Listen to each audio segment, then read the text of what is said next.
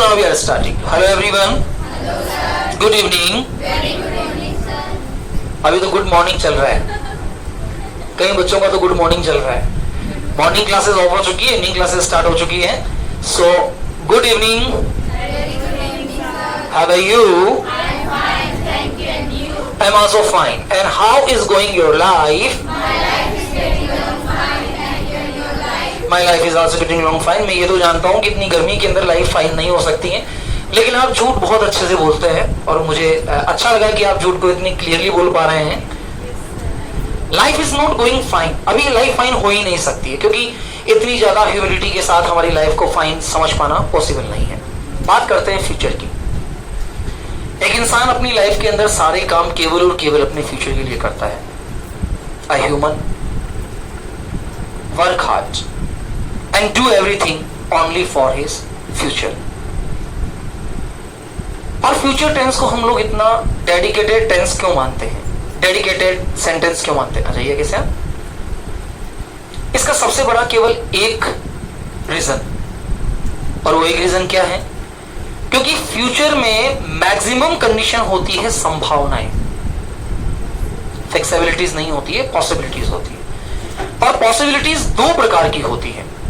पहली प्रकार की पॉसिबिलिटी जिसके अंदर किसी भी चीज में होने वाली पॉसिबिलिटी कम होती है, और दूसरे प्रकार की पॉसिबिलिटी जिसमें होने वाली पॉसिबिलिटी का लेवल ज्यादा होता है. सभी प्रकार के सेंटेंसेस के स्ट्रक्चर की तरह इस सेंटेंस के स्ट्रक्चर को भी हम चार भागों में डिवाइड करते हैं. पहला, indefinite condition of the structure. दूसरा, continuous structure of the sentence. तीसरा, perfect structure of the sentence. और चौथा, perfect continuous structure of the sentence. अब इन चारों को एक साथ सीखने की प्रक्रिया हम लोग स्टार्ट करेंगे कि इन चारों सेंटेंसेस को बनाने की प्रक्रिया को हम कैसे सीख सकते हैं. यहां बात करें फ्यूचर की, तो फ्यूचर के अंदर मैंने लास्ट क्लास में बताया था कि फ्यूचर के अंदर केवल दो प्रकार की सहायक क्रियाओं का प्रयोग होता है. पहली होती है शाल और दूसरी होती है विल. जब तक आप शाल ना बोल पाए तब तक आप शेल बोल दीजिए, कोई इश्यू नहीं है, कोई दिक्कत नहीं है. क्योंकि हमारे आसपास की दुनिया के अंदर शेल को शेल समझने वाले ज्यादा है, शाल समझने वाले कम है. जैसे हम लोग एक वर्ड बोलते हैं मॉडल, जो गलत बोलते हैं, उसका शुद्ध प्रोनाउंसिएशन होता है मोडाल. अजीब लगता है ना जब हम लोग इन प्रोनाउंसिएशन को जानते हैं. शुद्ध प्रोनाउंसिएशन क्या होता है इसका? मोडाल. मोडाल शब्द बनता है ग्रीक भाषा के मूड शब्द से. Mood, MOOD, mood. मूड का मतलब होता है मनोदशा, मन की स्थिति. ध्यान दीजिएगा, आज बहुत सारा मिक्सअप सेंटेंसेस का एक ग्रुप हमारे सामने होगा. तो मूड शब्द जो होता है ये ग्रीक भाषा का शब्द होता है जिसका मतलब होता है मनोदशा. और मनोदशा को सिखाने वाले जो शब्द होते हैं वो कहलाते हैं मोडाल्स. क्या कहलाते हैं? मोडाल्स, ना कि मॉडल. चार एक जैसे दिखने वाले शब्द होते हैं. कौन का लाइट बाहर के फैंस वगैरह सब हो गया? ओके. पहला शब्द मॉडल. ध्यान दीजिएगा, model, module, model and model. सबको कहने का तरीका एक जैसा लग रहा है. जो मॉड्यूल है इसका अर्थ होता है भाग. First module, second module, third module, fourth module. जो मॉडल शब्द होता है वो किसी भी चीज की अनुकृति के लिए यूज में लाया जाता है. जैसे मैं साइंस का स्टूडेंट हूं तो मैंने एक पंखे का मॉडल बना दिया, खेत के अंदर स्प्रिंकलर सिस्टम का मॉडल बना दिया. जैसे हमारे बीच में मिस्टर कल्पेश बैठे हैं और मिस्टर कल्पेश ने कई सारे मॉडल्स बनाए हैं और ये लास्ट टाइम आपके केकड़ी डिस्ट्रिक्ट के टॉपर मॉडल प्रिपेयर भी रहे हुए हैं. और साइंस प्रोजेक्ट के अंदर उन्होंने काफी कुछ बहुत अच्छे अच्छे मॉडल्स बनाए. तो मैंने कहा इन्होंने क्या बनाया? मॉडल. मॉडल नहीं बनाया, मॉडल बनाया. एक होता है मॉडल्स. मार्केट में नया कपड़ा आया तो उस नए कपड़े को लोगों तक पहुंचाने के लिए, लोगों की जानकारी तक पहुंचाने के लिए कुछ लोग उन कपड़ों को पहनते हैं और पहनने के बाद उनको दिखाते हैं कि आप इन कपड़ों को पहनने के बाद कैसे दिखेंगे. तो आप जैसे दिखेंगे. इस बात का स्पष्टीकरण देने के लिए जो व्यक्ति होते हैं उन्हें कहा जाता है मॉडल्स. तो यहां तीनों स्थितियां नहीं है. यहां स्थिति है मनोदशा. यहां स्थिति कौन सी है? मनोदशा. तो जो मनोदशा हम शो कर रहे हैं, उस मनोदशा दिखाने वाले शब्द को क्या कहा जाएगा? मोडाल। क्या कहा जाएगा? मोडाल। और जो फ्यूचर टेंस हम लोग फ्यूचर स्ट्रक्चर जो फ्यूचर सेंटेंस जो पढ़ रहे हैं, इसके अंदर भी दो मोडाल शब्दों का प्रयोग किया जाता है, जिन्हें कहा जाता है शाल एंड विल। तो ये जो शाल और विल है, शेल और विल, जो दो मॉडलिक शब्द हैं, दो मॉडलिक वर्ड है, ये मॉडलिक वर्ड जब टेंस के अकॉर्डिंग आते हैं, नाउ इट्स बेटर और now it's better, it's better, that's clear. तो ये दो शब्द जो मॉडलिक शब्द आते हैं, इनको शाल और विल मॉडलिक वर्ब के अंदर भी यूज किया जाता है कॉम्बिनेशन ऑफ द सेंटेंस को बनाते समय, और इनको टेंसिटिव सेंटेंस या टेंसिटिव स्ट्रक्चर के रूप में भी उपयोग में लाया जाता है। अब यहां बात करूं तो वे सारे सेंटेंस जिनके अंत में ग आ जाता है, वो कौन सा टेंस होता है? FUTURE। फटूरे तो नहीं है ना? Future tense. कौन सा टेंस है? Future tense. तो यहां फ्यूचर टेंस के रूप में हम क्या लिखेंगे? ग। देखो, प्रेजेंट वाले वाक्य सब है वाले होते हैं, पास्ट वाले सब है वाले होते हैं, फ्यूचर वाले सब ग वाले होते हैं। तो जब ग आ ए ई की मात्रा के साथ आ जाता है, तो यहां हो जाता है फ्यूचर इंडेफिनेट। इंडेफिनेट मतलब जहां कुछ भी डेफिनेट नहीं है, वो सब इंडेफिनेट है। जहां कुछ भी तय नहीं है, फिक्स नहीं है। जैसे मैं मंदिर जाता हूं, एक दिन नहीं गया, बात खत्म। मैं रोजाना आम खाता हूं, एक दिन नहीं खाया, डेफिनेट नहीं है, डेफिनेट नहीं है। मैं घर गया, अब कहां गया, किसके घर गया, कैसे गया, किस माध्यम से गया, डेफिनेट नहीं है, तो वो पास्ट इंडेफिनेट। मैं खाना खाऊंगा, अब खाना खाऊंगा, कब खाऊंगा, कैसे खाऊंगा, किसके साथ खाऊंगा, क्या खाऊंगा, डेफिनेशन नहीं है। तो जहां डेफिनेट नहीं है, ऐसे वाक्यों को बोलते समय हमें फ्यूचर इनडेफिनेट स्ट्रक्चर का यूज करना पड़ता है। और यहां जो फ्यूचर इनडेफिनेट स्ट्रक्चर होता है, वो होता है subject plus shall oblique will plus यहां मेन वर्ब की फर्स्ट फॉर्म प्लस यहां ऑब्जेक्ट। वही प्रेजेंट सिंपल वाला स्ट्रक्चर होता है। केवल स्ट्रक्चर में परिवर्तन इतना सा किया जाता है कि इसको चेंज करते समय हमें यहां वर्ब की फर्स्ट फॉर्म के पहले हेल्पिंग वर्ब के रूप में क्या लानी पड़ती है? Shall and will. Shall and will का यूज हम करते हैं, मैं शैल बोल देता हूं ताकि आप इजी वे में समझे। शैल एंड विल का प्रयोग हम लोग यहां करते हैं। अब यहां मेरा पहला वाक्य है, वह घर जाएगा। बहुत ध्यान से समझना, इसके बाद कॉम्बिनेशन स्टार्ट होने वाला है। वह घर जाएगा, वह घर जाएगा। अब वह, तो यहां आई और वी नहीं है, इसका मतलब मैं यहां क्या नहीं लगाऊंगा? शैल। ध्यान दीजिएगा, मैं आई और वी के साथ शेल तब लगाऊंगा जब मुझे उस सेंटेंस को टेंसिटिव कंडीशन में स्ट्रक्चर के साथ प्रिपेयर करना है। अगर मैं इसी सेंटेंस को मॉडलिक वर्ड के रूप में यूज लूंगा, तो मैं यहां अपोज वर्ड का यूज करूंगा, आई और वी के साथ विल का यूज करना पड़ेगा, क्योंकि वहां थोड़ी सी बाध्यता हो जाती है, कंपल्शन हो जाता है। जैसे मैं घर ही जाऊंगा, I will go to home. मैं खाना ही खाऊंगा, आई विल ईट फूड। मैं चाय पीऊंगा, I will take tea.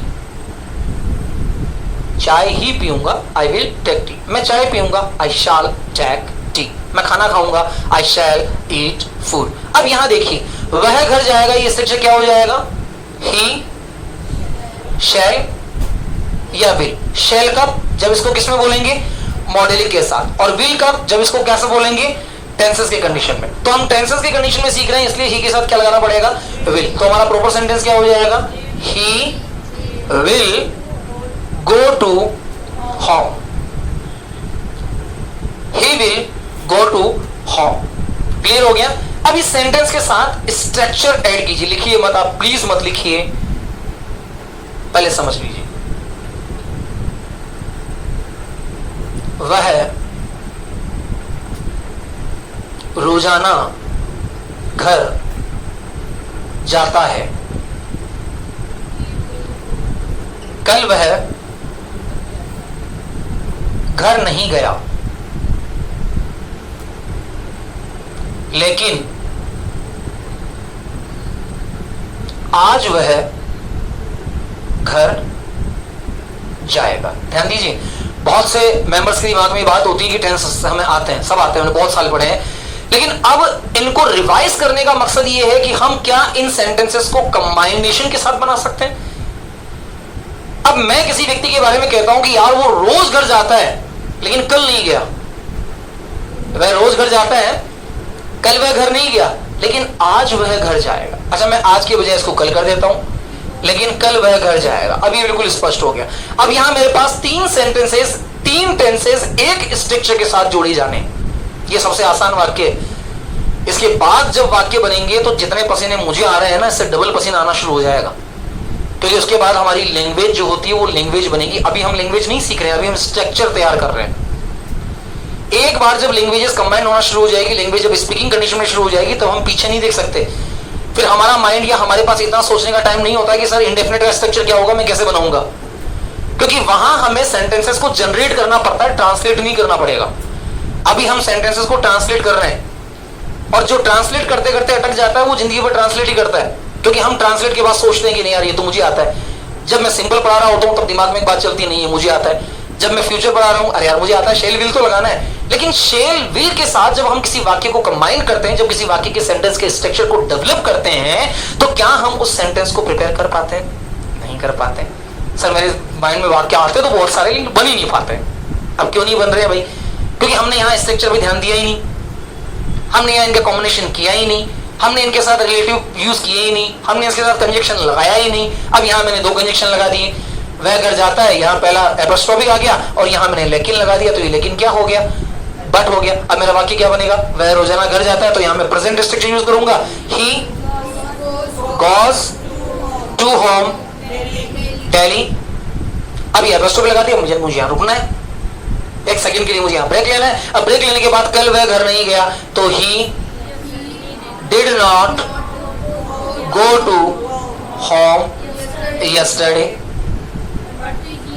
But अब मुझे यहाँ गैप नहीं लेना है, लेकिन मुझे बट यानी कि कंजक्शन वर्ड बोलना है, तो मैं यहाँ बोलूंगा बट कल वह घर जाएगा, he will go to home tomorrow. TOMORROW tomorrow. मैं कल मंदिर नहीं गया लेकिन कल जाऊंगा। I did not go to temple yesterday but tomorrow I will go। अब देखो, अब मैंने यहाँ टुमारो आई के साथ शेल ना लगा करके विल लगा दिया, क्योंकि मैंने पहले ही बता दिया कि मैं कल नहीं गया लेकिन कल जाऊंगा। अब यहाँ संभावना प्रबलता में बढ़ जाती है। अब यहाँ मैं शेल बोलूंगा तो ये बेईमानी होगी, तो मुझे यहाँ क्या बोलना पड़ा? विल बोलना पड़ा। तो विल यहां बोलने के लिए मुझे क्या करना पड़ा? सबसे पहले विल बोलने के लिए, हाँ पसीना बहा रहा हूं तुम्हारे लिए मैं, विल बोलने के लिए मुझे क्या करना पड़ेगा? यहां क्या करना पड़ेगा? पहले किसी संभावना को नेगेटिव पोज में लेना पड़ेगा। जैसे कल मैंने खाना नहीं खाया लेकिन आज जरूर खाऊंगा। Yesterday I did not take meal, eat food। दोनों शब्दों को ले सकते हैं, जरूरी थोड़ी है मैं जिंदगी भर ईट ही बोलूंगा यार। जैसे जैसे मेरी नॉलेज बढ़ती जाती है मैं कहूंगा टेक मील। अब टेक मील का मतलब भी खाना लेना होता है। गेट मील का मतलब भी खाना आरोगना होता है। ईट फूड का मतलब भी खाना खाना होता है। अब अगर मैं पूरी जिंदगी केवल ईट फूड ही बोलता रहूंगा तो ये काम नहीं चलेगा भैया।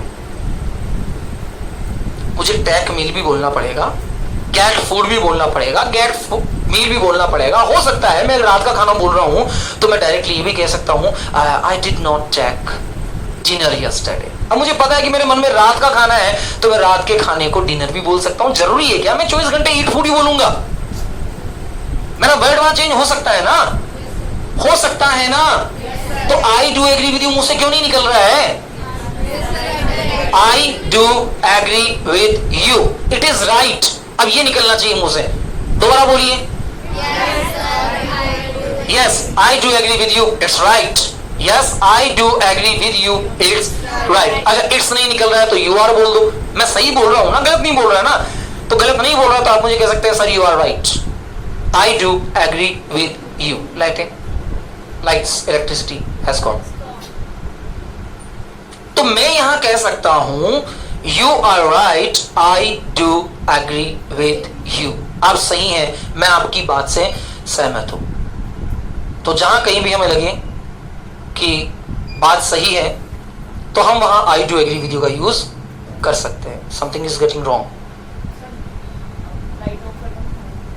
फैन चल रहा है क्या आउटसाइड? एक बार चेक कीजिए इसको। का any fan, cooler? So here is the word. Here is the word that we can explain it with the differential type of the word. अब मैं कहूंगा कि मैं कल रात को खाना नहीं खाऊंगा तो मैं कहूंगा I shall not take my dinner. अब मैं ये क्यों कहूं कि tomorrow I will not eat food? देखिए, इस तरह से स्ट्रक्चर जब सीख जाते हैं तो वाक्यों का परिवर्तन हो जाता है। अब मैं यहां कह रहा हूं कि वह रोजाना घर जाता है, सेंटेंस क्या हो गया? He goes to home daily.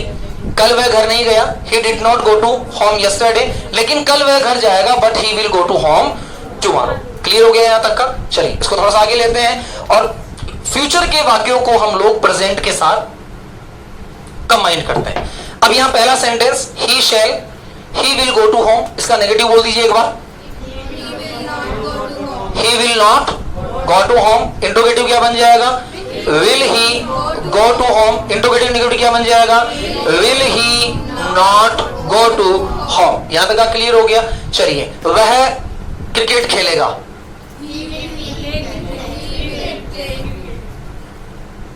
वह क्रिकेट नहीं खेलेगा।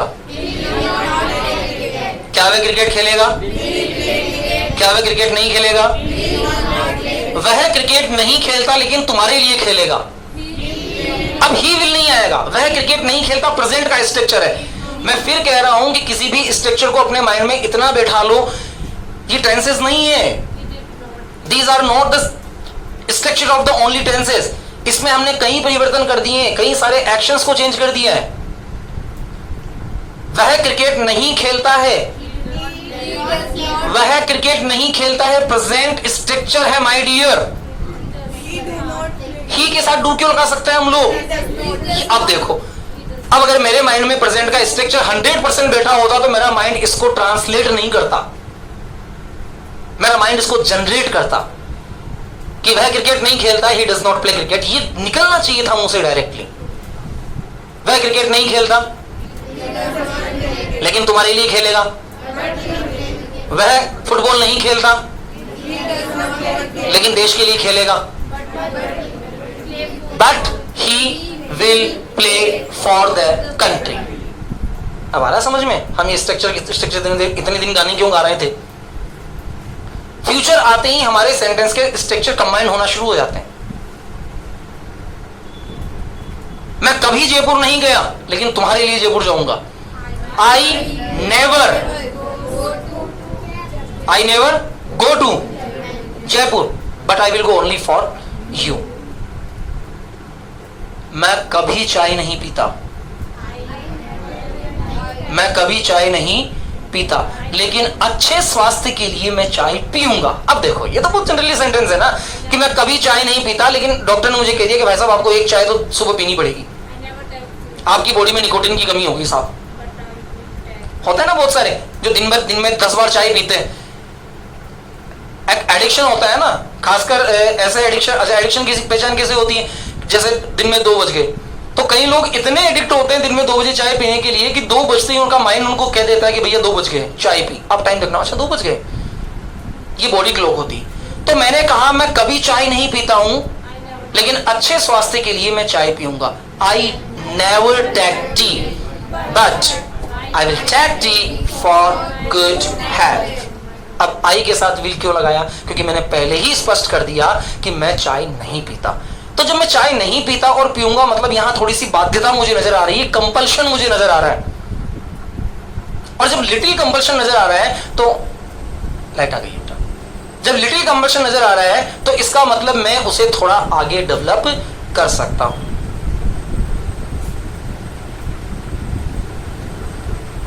मैं चाय पीता था लेकिन अब मैं चाय कभी नहीं पीऊंगा।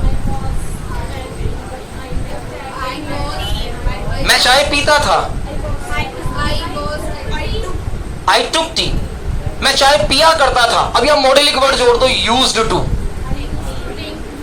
यूज्ड टू, करता था, किया करता था। अब किया करता था मतलब क्या हो गया? पास्ट में। मैं चाय पिया करता था, I used to take tea, लेकिन अब नहीं पीऊंगा। But now I won't. Will not क्या हो गया यहां?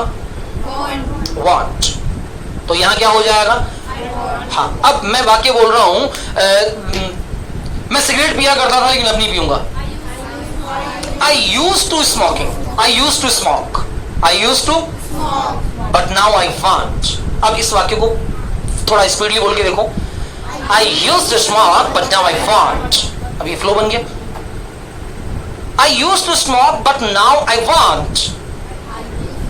मैं स्मोक किया करता था लेकिन अब स्मोक नहीं करूंगा। मैं स्मोक नहीं किया करता था लेकिन अब करूंगा। I used to not smoke। I used to not smoke but now I will। पहले बता दिया नहीं करता था लेकिन अब करूंगा, तो बाध्यता हो गई, जहां कंपल्शन हो गई वहां हम विल का यूज कर देंगे। मैं पहले पढ़ाई नहीं करता था लेकिन अब करूंगा। मैं पढ़ाई नहीं करता था, I use to not study but now I will. मैं गोलगप्पे खाऊंगा, आई शैल ईट वाटर बॉल्स। मैं चाय पीऊंगा, आई विल टेक टी। मैं खाना खाऊंगा, I will take food. I will eat food. मैं रात का खाना खाऊंगा, आई विल टेक डिनर। मैं सुबह का खाना खाऊंगा, आई विल टेक लंच। बाध्यता है, आप विल का यूज कर सकते हैं, शेल का यूज कर सकते हैं। बर्डन नहीं डालना चाहता यहाँ। ये नहीं सोचना कि मैंने आई और वी के साथ शेल के बजाय विल कर दिया। सामने वाला समझ जाएगा कि आपकी बात में थोड़ा दम है, वजन है। तो जब हल्का सा वजन डालना चाहो तो वहां विल लगा दो, जहां वजन नहीं डालना चाहो वहां शेल लगा दो। और आपकी मर्जी हो तो सभी जगह शेल लगाओ, सभी जगह विल लगाओ, कोई ऐसा इशू नहीं। क्योंकि समझने वाला आपकी भावनाओं को समझेगा कि आप क्या कहना चाह रहे हैं। वो ग्रामर की बुक लेकर नहीं बैठेगा कि नहीं तूने गलत बोल दिया, दोबारा बोल। आपने किसी को कह दिया कि I will take dinner at your home, मैं आज तुम्हारे घर पे डिनर लूंगा, तो नहीं आप आई विल कैसे बोलिए, गलत। अब तो आना ही नहीं, अब तो डिनर करवानी नहीं, तुम भागो यहां से। पहले ढंग की ग्रामर सीख के हो, पहले ये सीख के हो कि आई और वी के साथ शाल का प्रयोग करते हैं, तो शेल बोलोगे तो डिनर कराऊंगा। ऐसा हो सकता है क्या? ऐसा संभव नहीं है ना। तो आपके मुंह से क्यों नहीं निकल रहा है sir it does not possible? It does not possible, यह संभव नहीं है। Speak out again. It does not possible. Simple सी बात है, अब बार बार बोलना पड़ेगा। जब बार बार हमारे सेंटेंस के स्ट्रक्चर आगे बढ़ेंगे तो हमें सेंटेंस के स्ट्रक्चर के साथ लैंग्वेज को बोलनी पड़ेगी। अगले 10 दिन आपके लिए इतने हैं कि आप इंग्लिश टू इंग्लिश जनरेशन के लिए प्रिपेयर हो जाएं। वाक्य डायरेक्टली प्रिपेयर होने चाहिए, स्ट्रक्चर बहुत हो गया, अब प्रिपरेशन क्लियर होगा। अब लेकिन अगर कोई कार्य ऐसा है जो फ्यूचर के अंदर किया जा रहा है, लेकिन उस काम को करने के साथ साथ उसके अंदर लगातार होने का बोध है। जैसे मैं पानी पीता रहूंगा, मैं खाना खाता रहूंगा, या खाना खा रहा होगा और रहूंगा, ये दोनों शब्द इसके आइडेंटिफिकेशन होते हैं। ये क्लियर हो गया? प्रैक्टिस कर लीजिए एक बार। वह पानी पिएगा, ही विल टेक वाटर। वह खाना खाएगा, मैं जयपुर नहीं जाऊंगा, I will not go to Jaipur. मैं क्रिकेट नहीं खेलूंगा, मैं क्रिकेट नहीं खेलूंगा लेकिन तुम क्रिकेट खेल सकते हो, कैन। मैं क्रिकेट नहीं खेलूंगा लेकिन तुम क्रिकेट खेल सकते हो, आई will not play cricket but you can, अगर तुम चाहो तो, इफ यू वांट। अब यहां वाक्य को चेंज कर दीजिए कैन के साथ। मैं जयपुर नहीं जाऊंगा लेकिन तुम जयपुर जा सकते हो अगर तुम चाहो। अब अगर तुम चाहो को बोला जाएगा if you want, if you want. अब इफ यू वांट, वांट नहीं, वांट, ठीक है, हल्का सा दबा के बोलिए, आप वांट बोल दीजिए, कोई इशू नहीं। तो यहां मैंने कहा मैं जयपुर नहीं जाऊंगा लेकिन तुम जयपुर जा सकते हो अगर तुम चाहो। I will not go to Jaipur but you can go to Jaipur if you want। मैं रात का खाना नहीं खाऊंगा लेकिन तुम खा सकते हो अगर चाहो तो।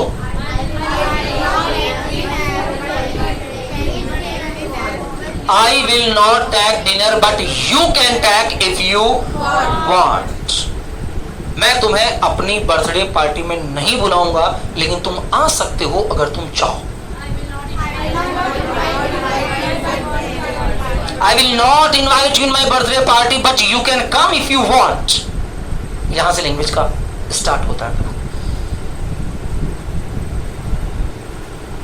मैं तुम्हारी शादी में नहीं आऊंगा लेकिन तुम मेरी शादी में आ सकते हो अगर तुम चाहो। दो दोस्त है, दोनों मुझ जैसे अजहर गवार, लड़ रहे हैं, दोनों लड़ रहे हैं। अब दोनों लड़ रहे हैं तो इसने कहा कि यार हमारी तो शादी के अंदर बाराती कम बुलाए हैं, हम तो 30 ही लेकर जाएंगे, 30 में तेरा नाम नहीं। अब दोस्त नाराज हो गए। देखो अक्सर नाराजगी ऐसे समय पर होती है जब आप अपने फ्रेंड्स को इनवाइट नहीं कर पाते। तो उसने कहा कि मैं तेरी शादी में नहीं आऊंगा, आई will not attend your marriage, I will not attend your, लेकिन तुम मेरी शादी में आ सकते हो अगर तुम चाहो। इफ यू, मैं तुम्हारे साथ खाना नहीं खाऊंगा लेकिन तुम मेरे साथ खाना खा सकते हो अगर तुम चाहो। I will not eat food with you, but you can eat food with me if you want. If you want.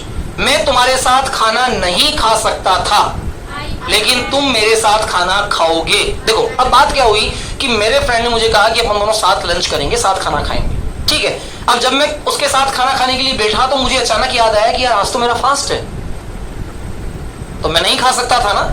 स्थिति तो वही प्रिपेयर हुई कि मैं उसके साथ खाना नहीं खा सकता था। तो खाना नहीं खा सकता था तो यहाँ जो केन वाले अंकल है वो किस वाले बदल जाएंगे? कुड में बदल जाएंगे। केन किसे बदल जाएगा?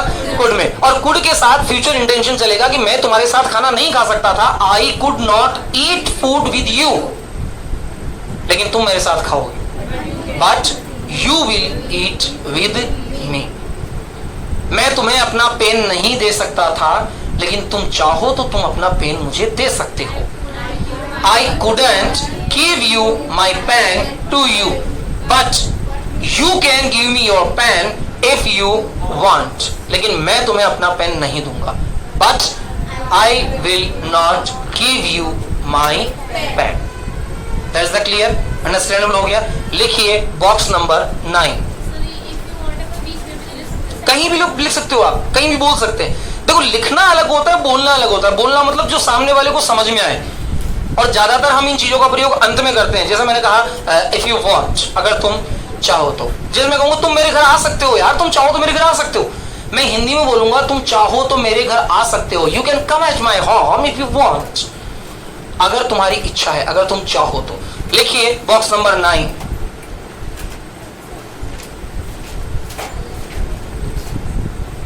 Box 9 indicate future.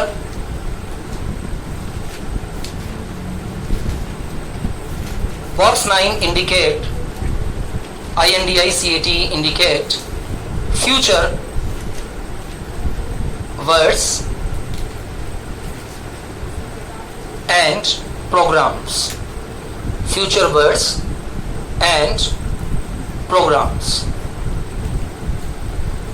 Future words and program. इसका STR फर्स्ट लिखिए, subject plus STR first, subject plus shall oblique will, shall oblique will plus MV first plus MV first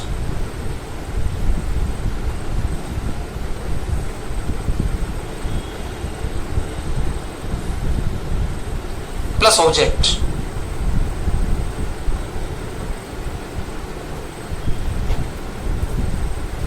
plus object.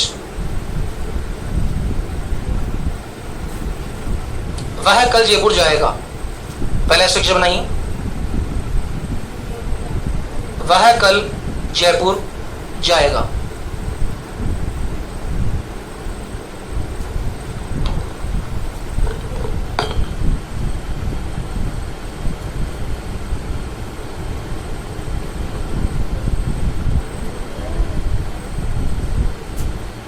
वह कल जयपुर जाएगा। बना दीजिए। He will go to Jaipur tomorrow. He will not go to Jaipur tomorrow. Will he go to Jaipur tomorrow?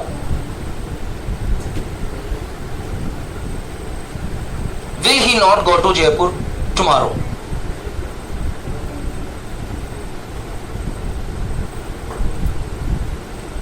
Combined sentence लिखिए with model के साथ। तुम जयपुर जा सकते हो लेकिन मैं नहीं जाऊंगा। तुम जयपुर जा सकते हो लेकिन मैं नहीं जाऊंगा।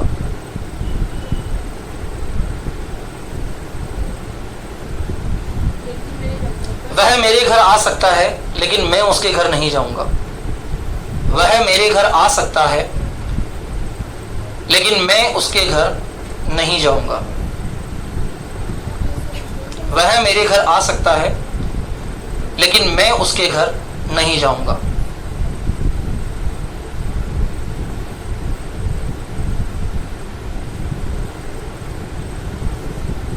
तुम मेरी सहायता नहीं कर सकते थे लेकिन मैं तुम्हारी सहायता करूंगा। तुम मेरी सहायता नहीं कर सकते थे, तुम मेरी सहायता नहीं कर सकते थे लेकिन मैं तुम्हारी सहायता करूंगा। ये तीनों सेंटेंसेस आज आप कमेंट बॉक्स में 100% शेयर करेंगे, सेंड करेंगे। मैं फिर आपको सूचित कर देता हूं कि 30 जून को होने वाले मेगा रिवार्ड कंपटीशन के अंदर वे कोई भी मेंबर हिस्सा नहीं ले पाएंगे जो सेंटेंस कमेंट बॉक्स में सेंड नहीं कर पा रहे हैं। Asked? Have done? Okay. Write the sentence number 4. Write the sentence number 4.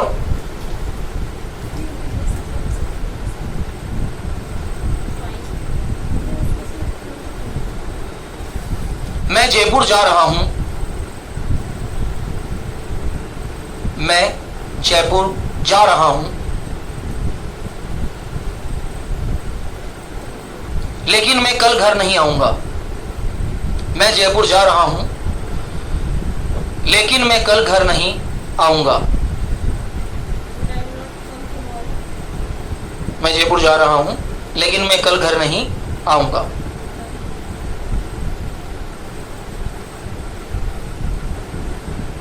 मुझे क्रिकेट बहुत पसंद है लेकिन मैं क्रिकेट नहीं खेलूंगा। I like most. मुझे क्रिकेट बहुत पसंद है लेकिन मैं क्रिकेट नहीं खेलूंगा। लिखिए बयान। मुझे क्रिकेट बहुत पसंद है लेकिन मैं क्रिकेट नहीं खेलूंगा। Miss Muskan, help here after the class. Okay.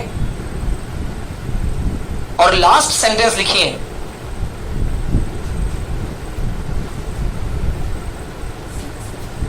वह मेरे घर आ रहा है।